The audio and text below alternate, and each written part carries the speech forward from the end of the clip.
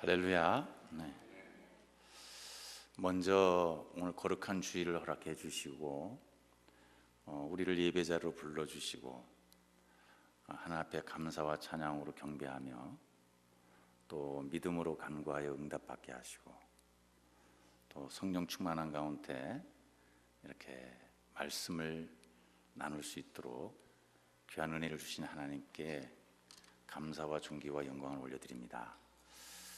그리고 따뜻하게 이렇게 환영해 주시고 여러 가지 사랑으로 배려해 주시고 또 무엇보다도 강단에서 제가 이렇게 말씀을 전할 수 있도록 허락해 주신 우리 김성수 담임 목사님과 당회원들과 여러분 모두에게 감사의 말씀을 드립니다. 저는 어디 가든지 이제 강원도맨이라고 말을 합니다. 강원도 강릉에서 태어나서 강원도 원주시에서 성장을 하고 지금 목회는 강원도 태백시라고 하는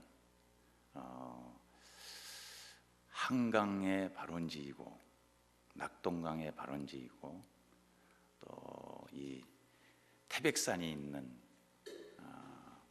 1960년대에서부터 80년대 초반까지 우리 대한민국의 좀 어려운 가정들 방의 아랫목을 따뜻하게 해주기 위해서 그 석탄을 생산하게 되는데 바로 이 태백이라는 곳은 광산 도시입니다. 사실은 뭐 아주 깊은 산골인데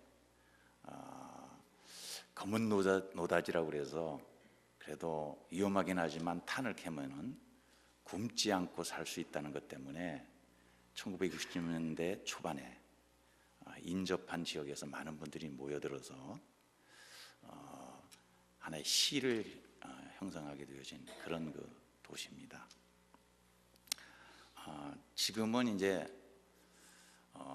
광산이 거의 다 폐광되고 한 3개 정도가 남아 있고 그 살고 있는 분들이 어떤 생존권을 위해서 뭐 투쟁도 하고 이러다 보니까 정부에서 대체 에너지 그 어떤 대체 산업을 유치할 수 있게 하겠다라고 지원을 약속을 했지만 산중에 특별한 어떤 이런 것이 들어오기 어려우니까 어떻게 하다가 내국인 출입 카지노가 들어왔습니다.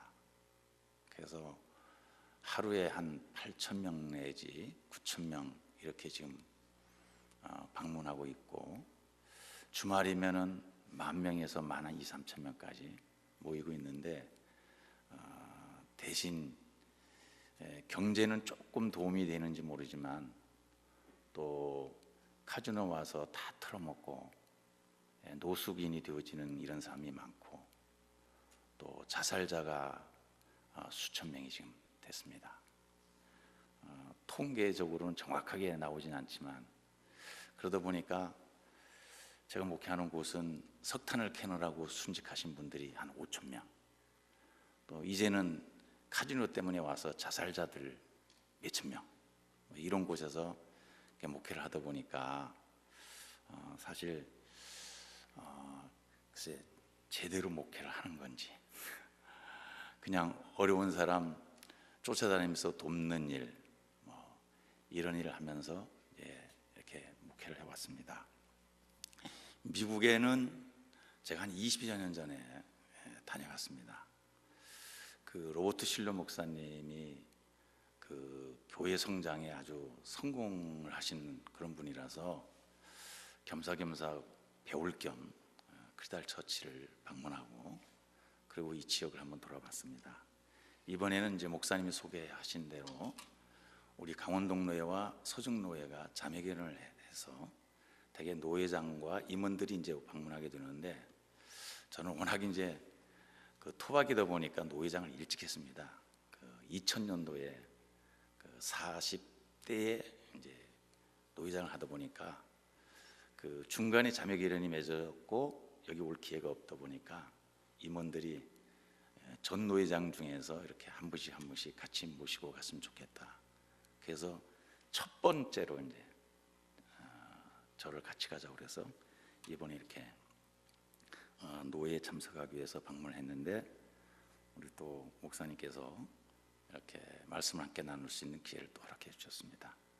아무튼 여러분을 만나 뵙게 돼서 대단히 반갑고요. 동시에 한편은 또 죄송한 그런 마음도 있습니다. 제가 강원도맨이라는 말씀을 드렸습니다만은 말을 잘 할 줄 모르거든요. 강원도 촌사람이니까. 그러니까 당연히 설교를 잘 할 줄 모릅니다.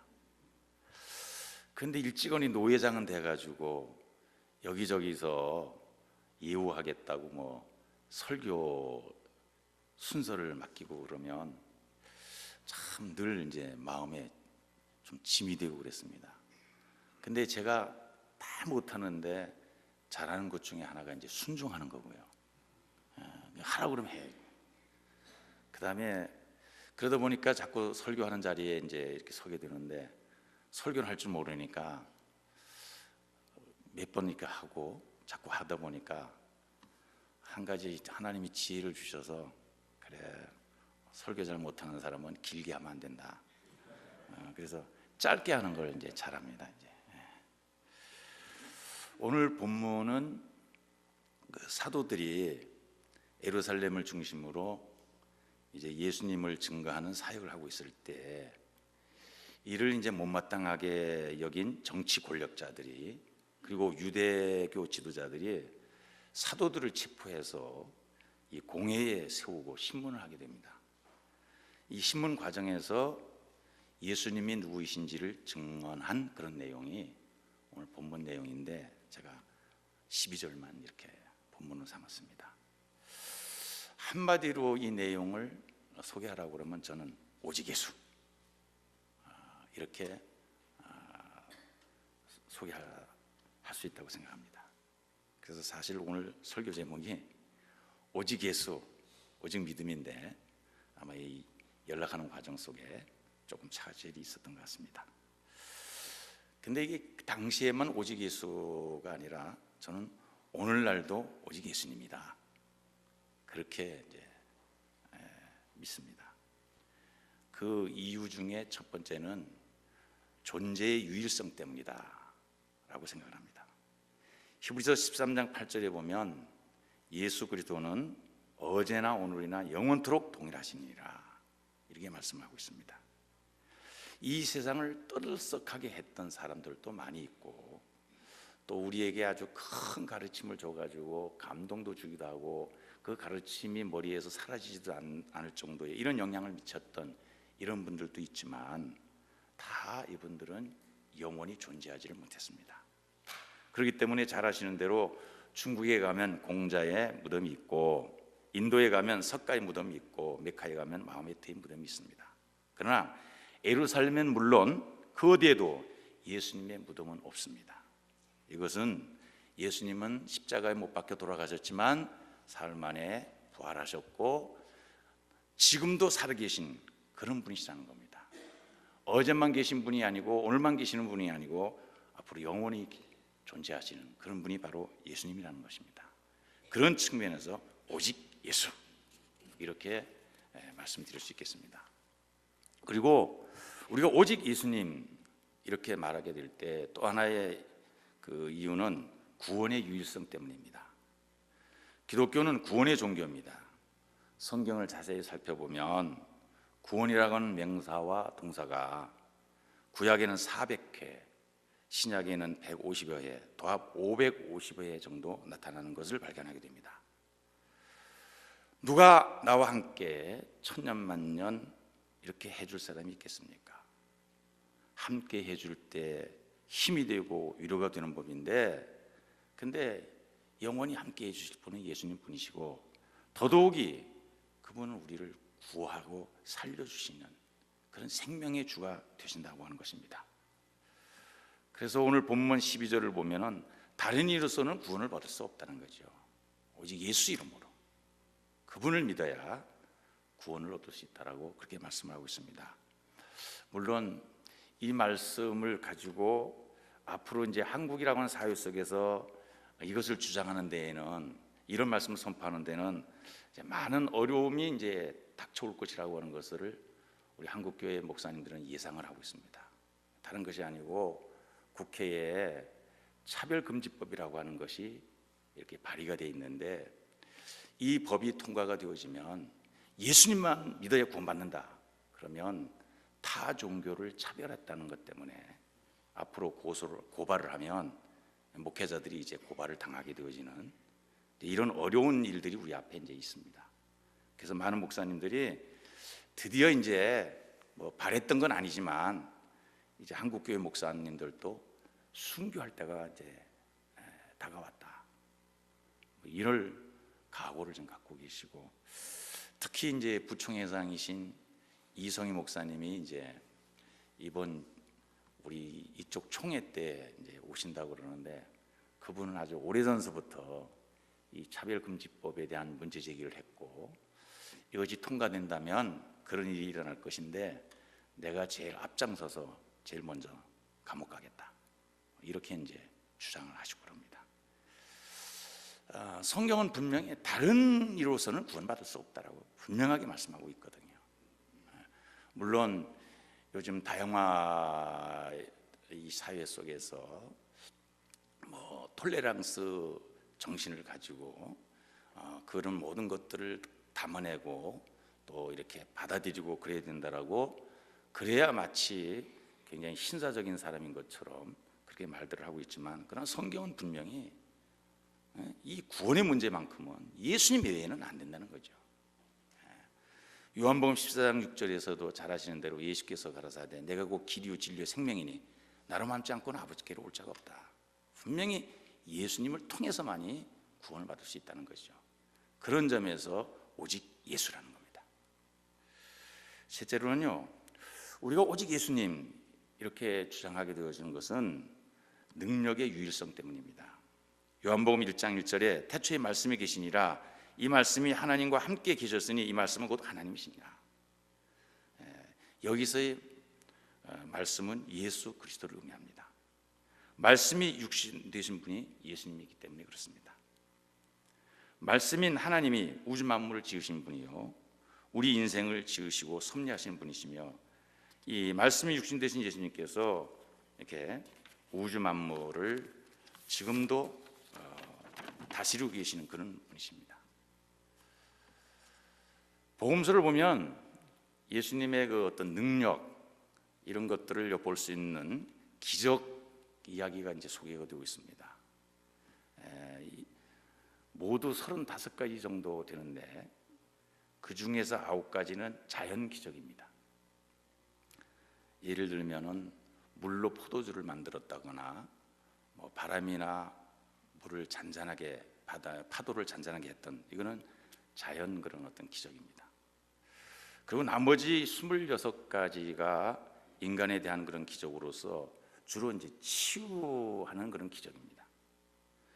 귀신을 쫓아낸 그런 이야기가 4번 정도 이렇게 소개가 되고 있고, 죽은 자를 살리는 그런 기적 이야기가 3가지가 소개가 되고 있고, 나머지는 다 병을 고치는 그런 그 기적 이야기입니다. 특히 예수님은 죽은 자를 살리신 그런 능력을 가지신 분입니다. 야이로의 딸 12살 된 아이, 어린 소녀가 방금 죽었는데 예수님이 가서 소녀야 일어나라, 달리나, 굽, 이래가지고 살린 그런 그 사건을 우리가 성경에서 읽어볼 수가 있고, 또 나인성 과부, 그 청년이죠, 죽었습니다. 장사 행렬이 이렇게 이루어졌는데 예수님이 행렬 앞에 서시고 관에 손을 얹으시고 청년아 일어나라 했을 때 살아난 그런 기적 이야기를 우리가 복음서에서 접할 수 있습니다. 또는 나사로라고 하는 사람은 이미 죽어서 장례를 치렀고 썩어서 냄새가 나는데도 예수님이 나사로야 나오라 했을 때 그는 살아났습니다. 물론 이 사람들이 산 것은 부활은 아닙니다. 부활은 한번 살아났으면은 이젠 다시 죽지 말아야 그게 진정한 부활이고, 그러다 보니까 예수님이 부활의 첫 열매가 되신 것이 사실입니다. 그럼에도 불구하고 주님의 능력을 이야기할 때 우리 주님은 죽은 자까지도 살렸다는 거죠. 특히 12살 먹은 방금 죽은 아이도 살려내고, 또 청년인 이 나인성 과부의 아들 같은 이런 젊은이도 살려내고, 또 나사로 같이 장년, 나이가 먹은 장년도 살려내고. 그러니까 우리 예수님은 어리든지 나이가 많든지 뭐 이런 것 관계치 않고, 또는 금방 죽었든지 뭐 죽어서 냄새가 나든지 이런 거 개의치 않고 살려야 될 자를 살리시는 분이 우리 예수님이고, 그런 능력을 갖고 계시는 분이 우리 예수님이라는 것입니다. 오늘날도 사람과 사람의 관계 속에서 우리가 뭐 자꾸 위로도 해보고 이렇게 저렇게 우리가 위로하기 위해서 대화도 나누고 해보지만 그게 소용없다는 것은 아니지만, 사실은 그런 과정 속에서 제 경험으로는 도리어 상처를 받는 경우들이 참 많이 있더라는 것입니다. 그러므로 예수님의 능력을 힘입고 그 예수님의 능력에 의해서 되어질 때, 그때는 상처도 치유가 되어지고 정말 죽을 수밖에 없는 사람도 다시 힘을 얻고 살아갈 수 있게 된다는 것이죠. 그런 면에서 또 오직 예수라는 것입니다. 그리고 우리가 오직 예수님 이렇게 말하게 될 때 또 하나 이유는 사랑의 유일성 때문입니다. 요한복음 3장 16절 잘 아시는 대로 하나님이 세상을 이처럼 사랑하사 독생자를 주셨으니, 그런 말씀인데, 저도 뭐 자식이 이제 3남매이고 막내는 목회를 하고 있습니다만은, 그 자식을 사랑하는 마음, 이게 어느 정도인가 이게 조금은 이제 느껴지긴 합니다만은, 그러나 제가 자식을 위해서 목숨까지 내놓는다, 그건 아직도 제가 자식을 사랑하지 못해서 그런지 그건 자신이 없습니다. 근데 예수님은 우리를 사랑하셔서 자기 목숨까지 십자가에 내놓았다는 거예요. 그래서 저는 우리 집사람 보고 그럽니다. 여보, 예수님이 사랑을 이야기하지만 부부지간에 예수 사랑 가지고 사랑한다는 거 너무 어려운 것 같아. 당신하고 나하고 이제 친구합시다, 친구. 내가 보니까 우리 사회 속에서는 부부가 사랑한다라고 그러지만, 제가 보니까 그 사랑 1년도 못 가고 길어도 3년도 못 가고, 특히 우리 사회 속에서는 그렇게 해가지고 이제 뭐 20, 30년 사는 것도 아니고 100세 시대니까 이제 앞으로 뭐 30세 결혼하면 70년을 갈 텐데, 내가 보기에는 이게 사랑을 70년까지 끌고 가기에는 힘든 것 같고, 그냥 친구합시다, 친구. 만나면 편안하고 헤어지면 보고 싶고, 이런 친구 사이가. 그래서 저는 저희 집사람하고 저하고 친구하기로 했어요. 어찌됐든 제가 왜 이런 말씀을 드리는가 하면, 주님의 사랑은 정말 아가페 사랑이에요. 자기 목숨을 내놓는 이런 사랑. 나를 그렇게 사랑할 수 있는 사람은 누가 있겠어요? 주님뿐이거든요. 저도 교인들 이렇게 사고 났으니까 사고 처리를 하고 그러는데, 뭐 황산 사고 났을 때 생사를 확인할 수가 없거든요. 객내에서 사고가 났는데, 부인네들이 이제 남편이 이제 뭐 제발만 살아나오게 해달라, 그런 정도니까 또 뭐 담임 목사도 쫓아가 기도도 하고 뭐 위로도 하고 뭐 살아나오기를 바라지만, 그렇게 해서 살아나온 사람은 솔직히 말씀 없습니다. 사고 났다 그러면 죽거든요. 그리고는 남편을 먼저 보내고 한 3개월 동안 뭐 식물 전폐하고 정말 뭐 생각지도 못한 사고가 일어났으니까 그걸 감당하느라고 되게 힘들어 하더라고요. 근데 3개월이 지나고 1년이 지나고 그러다 보면요, 죽은 사람 죽은 사람이고요, 또 살아가요. 그 사람 없으면 못 살 것 같은 그런 사랑의 관계를 갖고 있다 하더라도 제가 보니까 그렇게 되더라고요. 그래서 진짜 우리를 사랑하는, 나를 사랑하는 분은 한 분, 예수님이다. 그런 면에서 오직 예수다, 그렇게 또 말씀드리고 싶습니다. 이제 간증을 하나 하고 마치겠습니다. 한 3년 정도 됐어요.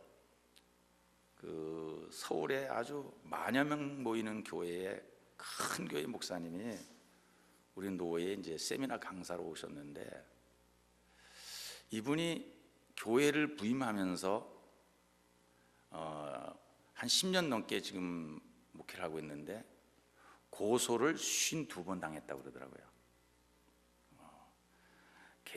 교인 개인에게도 당하고 뭐 이리저리 고소를 당하고, 그래서 고소짜리만 들으면은 진절머리가 난대요. 그래서 자기가 그렇게도 좋아하는 고소미도 안 먹는다고. 그러면서 자기가 있었던 것을 한 가지 이야기를 하는데, 저한테는 이게 엄청 쇼크를 받은 거예요. 신방을 나갔다 들어오니까 80이 넘은 은퇴하신 분이 기다리고 있더래요. 목사님 어디 갔다 오십니까? 그래서 이제 신방 갔다 옵니다. 얘기 좀 합시다. 그리고 당회장실에 이렇게 들어갔는데, 또 이제 조목조목 이제 따지기 시작을 해야 하니까. 근데 그날 목사님이 어떤 그런 뭐 때문에 그렇게 했는지는 모르지만, 또 자기로는 그러더라고요. 어떻게 이런 용기가 나오는지 모르지만 사탄아 물러가라 그랬다는 거예요. 그러면서 마귀 자식 같은 이라고. 그랬더니 80이 넘은 그 어르신이 얼굴이 하얘지고 손이 바르르 떨더니 아무 말 못 하시더라는 거예요. 저는 그 말을 듣고 쇼크를 받았어요. 그 젊으신 목사님이 사탄아 물러가라 이 말을 한 것도, 이거 옛날에 예수님이 쓰신 것인데, 그것도 굉장히 제가 쇼크가 되고요. 그리고 80이 넘으신 어르신이 적어도 예수를 수십 년 믿었는데 왜 오늘 이 마당에 와서 마귀 새끼라는 소리를 들어야 되는가? 그게 자꾸 이해가 안 되는 거예요.